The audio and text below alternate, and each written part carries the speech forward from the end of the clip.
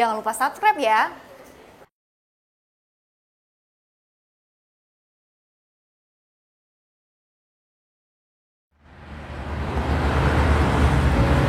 Bahkan saya tanya balik, kalau Bapak menangkap saya, kenapa di lampu merah perempatan Kota Bantul itu banyak itu?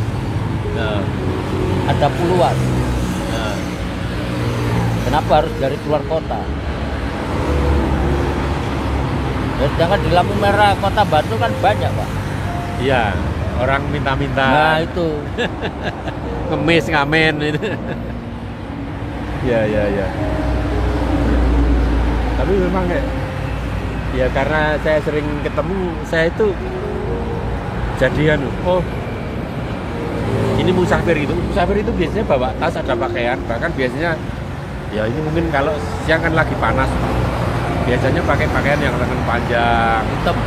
pakaiannya hitam gitu. Meskipun tidak selalu, Pak, tidak selalu gitu loh. Tapi kalau yang dari Jawa Timur ini kebanyakan pakainya hitam, Pak, dari Jombang itu berarti saya sudah ketemunya 4 orang kalau bersama jenengan itu 4 orang yang dari Jombang. Ada yang ketemu namanya Bayu dulu, terus siapa yang kemarin belum lama juga ketemu dari Jombang juga. Agak lupa saya.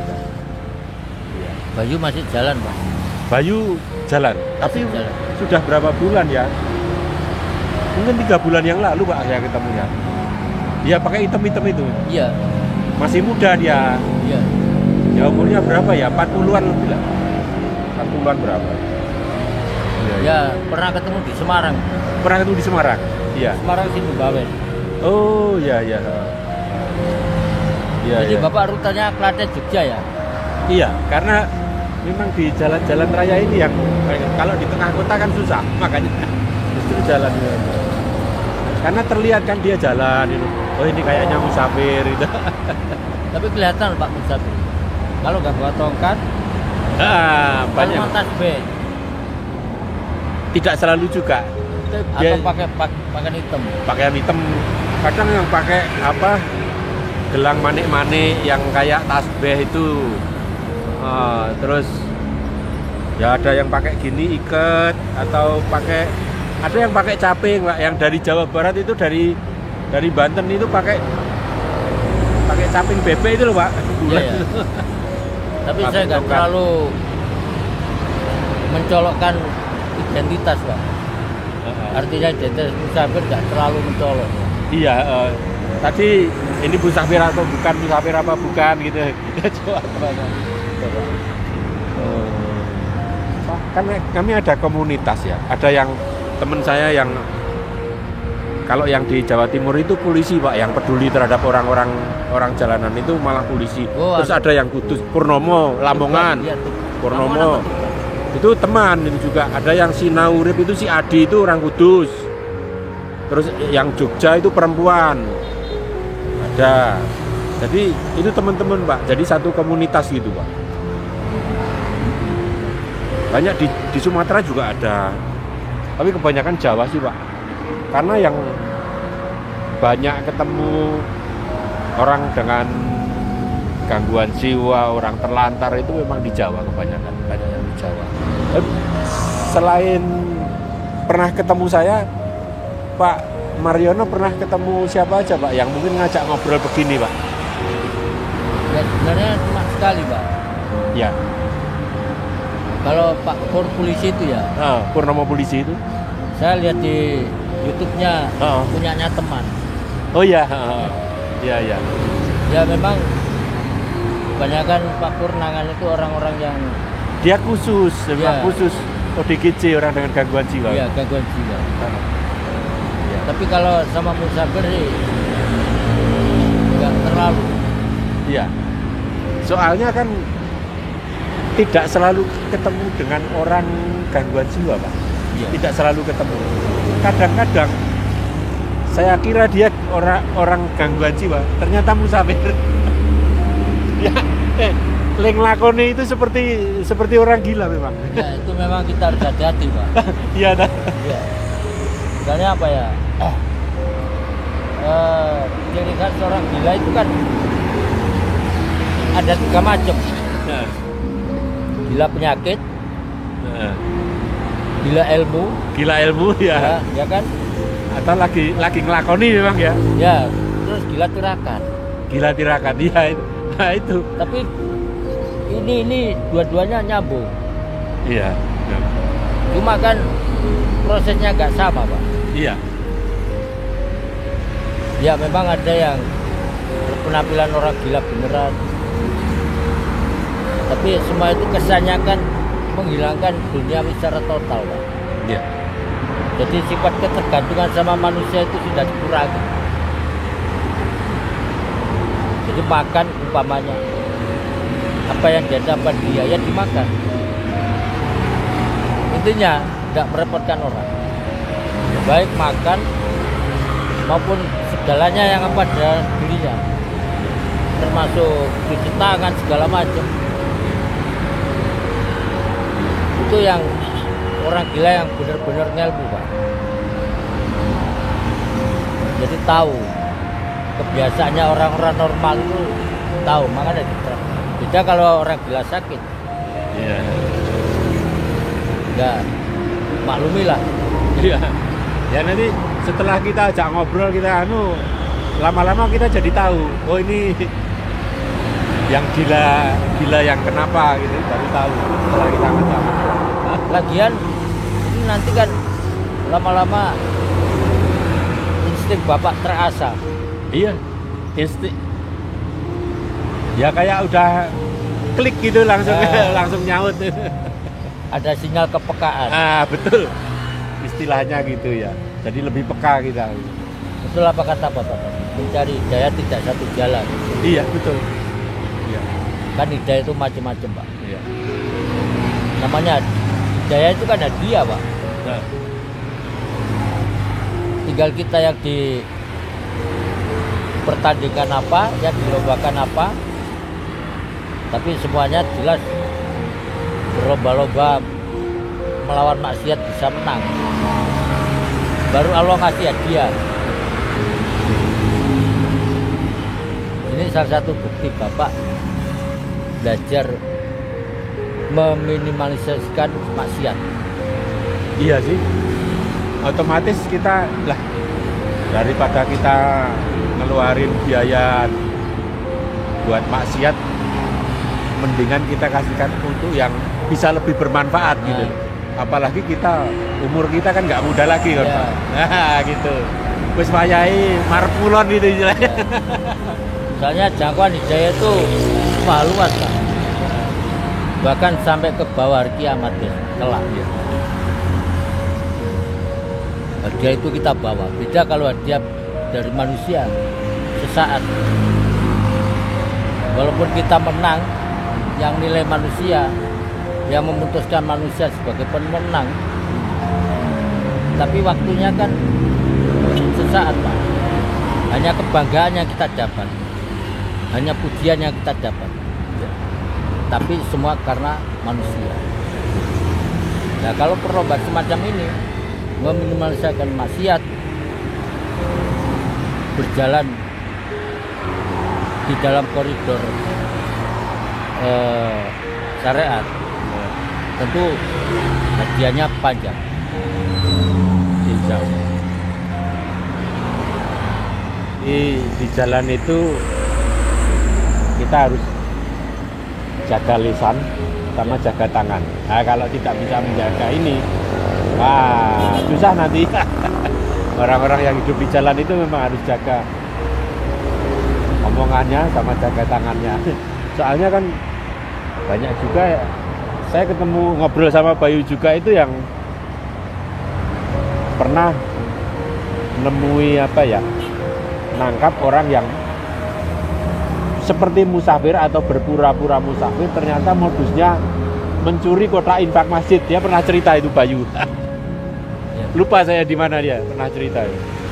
Karena maksiat itu berawal dari 3. Satu mata, 2 kata hati, tangan. Iya.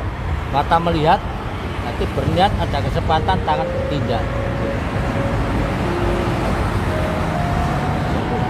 Tapi kalau semua itu enggak pilihan Allah, nggak mungkin kita ketemu. Oh ya. Iya.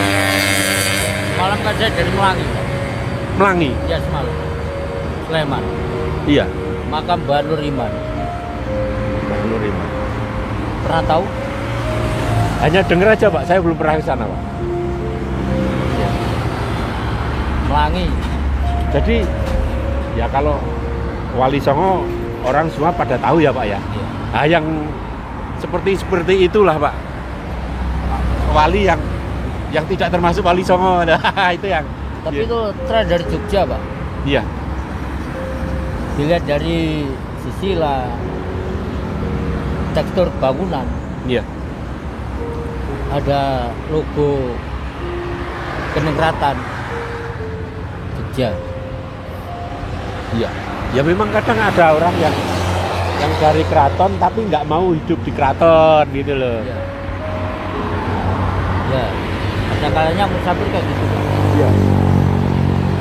Bisa hidup naik daun, dia lebih memilih dalam hal yang Iya. bersifat tidak ke dunia aja. Iya. Ini semua itu kita kembalikan Iya. izin Allah, ridho Allah, pilihan. Iya. Kalau sudah menjadi pilihan Allah, pilihannya yang menjalani itu harus konsisten, harus eksis. Walaupun itu godaan itu beragam godaan, harus eksis, tetap konsisten. Dan nanti timbullah inovasi-inovasi rohani. Jadi kita berkesempatan waktu rohani kita. Dalam kehidupan kan lebih banyak orang itu memberi waktu sama logika. Iya. Tapi sedikit waktu buat ini. Nah, disitulah nanti akhirnya rugi yang kita dapat. Rugi di dunia, bahkan kelak di akhirat. Pak Mariono, dulu penjenengan sekolahnya sampai apa atau di pondok atau apa gitu Pak? Semea, Pak. Semea. Semea Negeri Mojo Agung, Pak. Oh, Semea Negeri sana. Habis itu kerjanya apa Pak? Penjenengan kerja apa? Mebel. Mebel. Tukang las. Oh, las ya. Mebel besi. Mebel besi. Oh ya. Terus? Kenapa, Pak? Apa masih belum kelihatan kalau orang-orang kerjanya di bawah itu? Ya tidak selalu kelihatan sih Pak.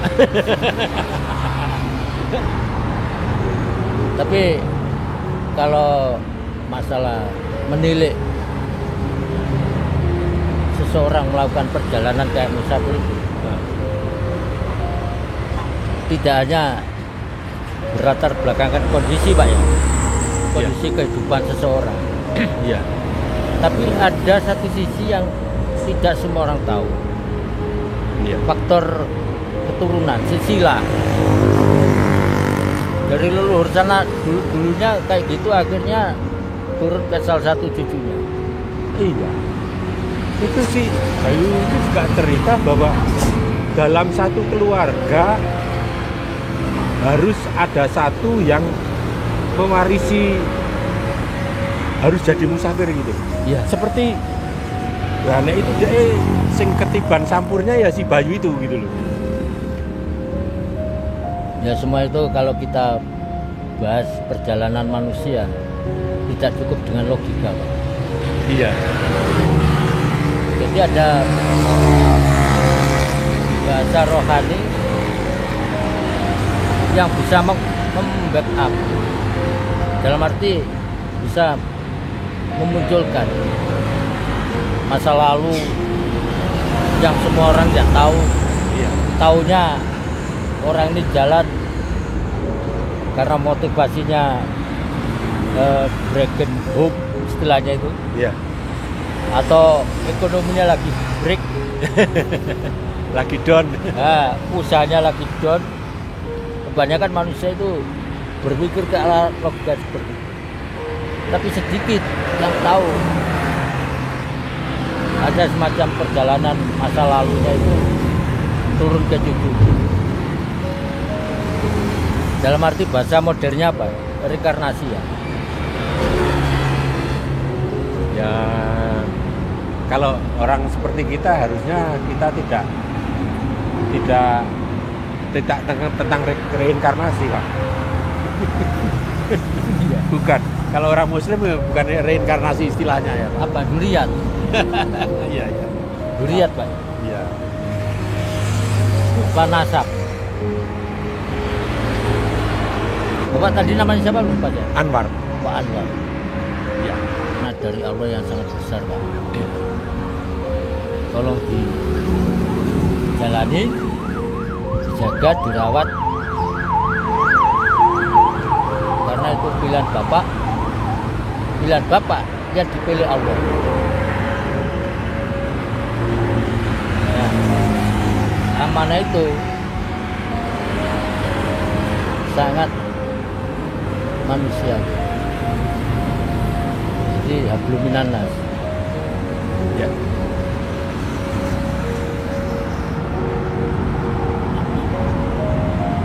Tolong dijaga dengan Ya. Insya Allah. karena apa? Itu nanti ATM buat Bapak. Kelak. Punya tabungan, ya akhirnya tinggal gesek.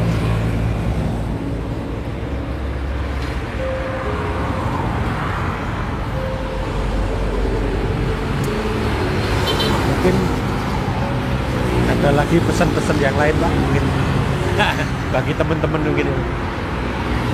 Jadi tadi jalani amanat dengan Ya. eksisten, konsisten, dan permanen. Mohon maaf saya memakai bahasa yang agak sedikit modern. Nah, yang kedua, jalani amanah ini karena Allah, jangan karena makhluk. Jangan hanya ingin mendapatkan suatu pujian. Biarkan mereka mencaci. Iya. Biarkan Allah yang memuji. Iya. Kalau mereka mencaci berarti Allah memuji. Kalau manusia memuji berarti Allah mencaci. Ya memang di situ ujiannya juga, Pak. Termasuk ujian itu. Ya itu yang penting karena Allah. Iya. Jangan karena makhluk manusia. Jangan mengambil keuntungan ujian. Jangan mengambil keuntungan sisi materi. Ambillah hidayah dari mereka yang Bapak tampung. Karena hidayah juga turun dari Bapak yang tampung. Selain Bapak menjalani, jadi dua hidayah yang turun.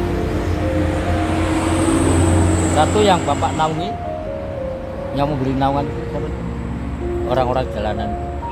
Yang kedua niat Bapak. Hidayahnya dua turun. Nah itu hidayah itu nanti semua kena. Bapak yang kena, panjenengan, keluarga Bapak. Ya. Karena doa dari arah. Satu dari Bapak sendiri, kedua dari mereka itu. Ya. Yang Bapak bina. Insya Allah. Tapi ada syarat. Jalani seperti itu karena Allah. Jangan pernah berkata berat, menyesal, atau hitung-hitungan. Wah, saya sudah habis sekian, tapi mereka kok malah sebaliknya sama saya. Jangan. Iya, karena memang dari awal memang niatnya ikhlas duluan, Pak. Iya. Nah itu aja. Jadi enak gitu loh menjalaninya karena sudah Iya. diniati ikhlas dulu itu jadi enak. Jadi ikhlas itu pertama dipaksa Pak. Nah, Karena dengan memaksa itu kan belajar membiasakan. membiasakan, betul. Tapi membiasakan yang bagus, bukan yang buruk. Iya, iya. Sebelumnya saya ucapkan mohon maaf sama Bapak, ada berlaku ucapan kurang satu atau bahasa Jawanya sepeminter, saya mohon maaf. Nah, biasa aja sih, Pak. Sharing aja sih, Pak. Ih, Pak Mariono, saya tidak ingin ganduli penjenengan lebih lama. Ya, Kalau penjenengan, saya tidak merasa terganggu. iya ya, Karena apa? Itu karena Allah. iya. Iya. Jadi tadi saya memberi titipan sama Bapak. Saya juga menerima titipan sharing Bapak yang Bapak berikan sama saya melalui kalimat-kalimat yang bagus, yaitu memanusiakan manusia. Jadi Ya kan- itu bahasanya, Pak. Ya. Itu bahasanya Pak Manusia. Nggih. Mbok pilih ngaten Pak Mariono menawi panjenengan badhe melanjutaken melampah malih. Ya, ya, matur sebagai Derek. Mugi-mugi selamat. Alhamdulillah.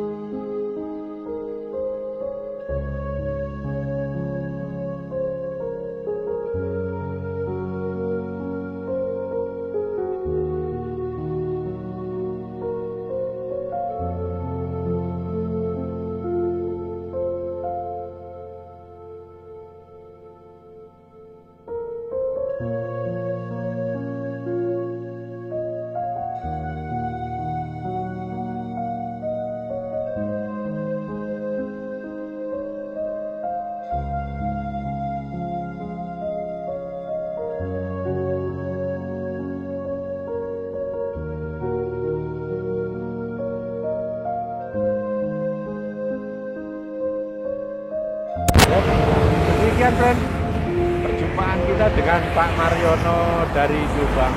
Beliau ini seorang musafir. Assalamualaikum warahmatullahi wabarakatuh.